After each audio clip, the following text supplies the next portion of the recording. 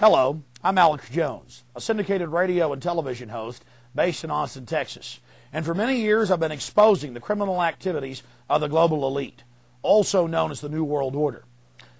And this collection of power-mad megalomaniacs has been using a successive string of terrorist events to usher in their corrupt world government. A world government where populations, their own documents show, will be herded into compact cities, will be issued national ID cards, and yes, even implantable microchips. But in this film, we're first going to look at some historical examples of tyrants and governments, oligarchies alike, using crises, in many cases, terrorist events that they themselves perpetrate against their population, against their own bureaucracies, to create a crisis, to get the people to exchange liberty for so-called security.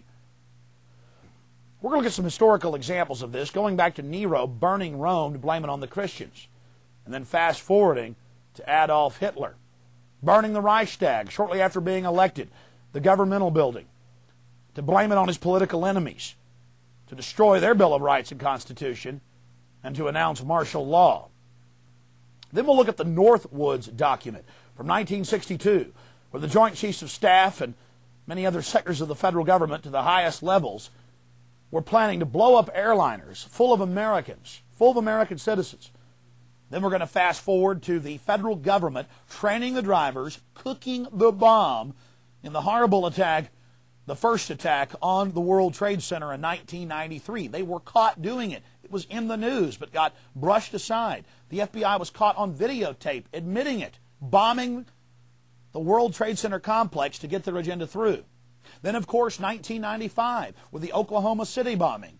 Again, staggering amounts of evidence, an absolute proven fact that the government had prior knowledge and was instrumental in engineering the attacks on the Alfred P. Murrah building in Oklahoma City. And then, of course, none of you have to be reminded of the tragic events in 2001 on September 11th. My friends, the government just didn't have prior knowledge of September 11th al-Qaeda attacks. They actually funded, trained, protected, coddled, shepherded al-Qaeda into this country, trained many of the terrorists at the Pensacola Naval Air Station, USA, threatened FBI and defense intelligence officers who tried to stop al-Qaeda, threatened them with arrest. Bush signed, now public document, W199I, 2 months before September 11th, threatening them with arrest if they tried to stop al-Qaeda. And now his approval rating went from 45% to 90+%. The USA Patriot Act that has just eviscerated the Bill of Rights and Constitution has been passed, and yes, it pertains to Americans. Their cashless society, compact city, control grid is falling into place. The people were preconditioned before all of these terrorist attacks to give up their liberties, and then the government will be able to protect them from terrorists. Look at who really stands to gain from this.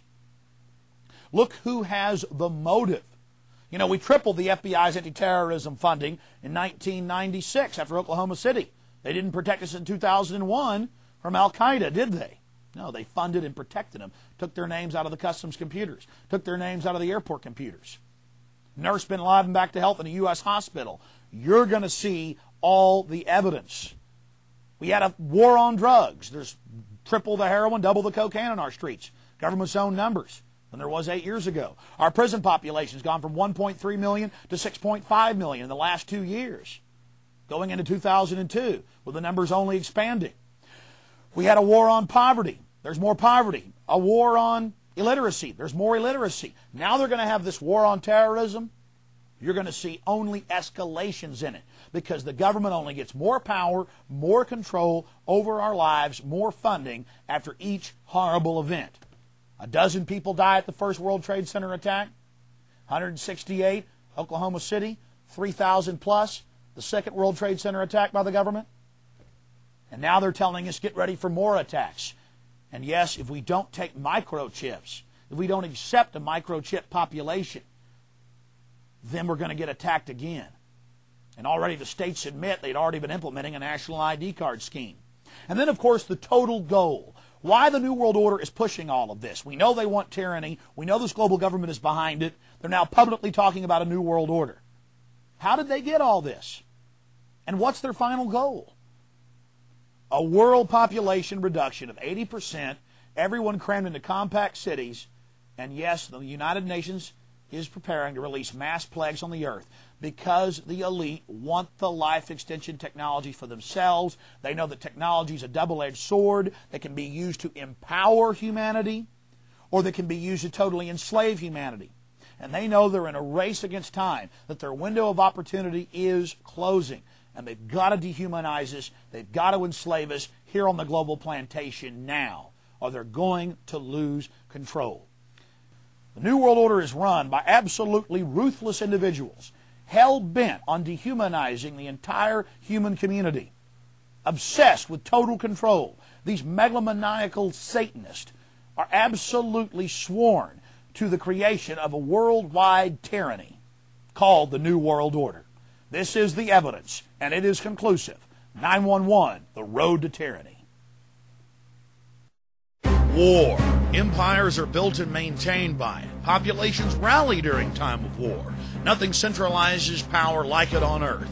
All throughout history, leaders have used this unifying force to control populations. Humans instinctively shift into mindless groupthink when faced by an outside threat, whether real or manufactured. But now, in the 21st century, the system of control continues, but with more sophistication. You see, if there isn't an enemy to fight, you have to manufacture one. In AD 64, on the 10th of August, Nero, emperor of Rome, set the city ablaze while he fiddled. You see, he had a problem. The Christians were getting too popular. Of course, after he torched Rome, people were more than happy to rip them limb from limb in the arena. The persecution of the Christians is only one of many ancient examples of governments persecuting populations after creating crises. On February 15, 1898, treason was committed by William McKinley's Navy when they blew up their own ship in Havana Harbor to create a pretext for war with the Spanish government. Adolf Hitler had already been elected president, but he wanted to abolish the chancellery and make himself Fuhrer. And to do that, he had to create enough of a crisis to create massive levels of fear in the population so that they would willingly lay down their republic and give it into the hands of this monster. On the night of February 27, 1933, Adolf Hitler's stormtroopers, historical documents now conclusively show from Nazi archives, burned the Reichstag government building to the ground. A wave of arrest then took place across the Reich as the Fuhrer told the people, yes, I will protect you. You will have a utopia world. Everything will be given to you by the state as long as you offer total fealty and support of your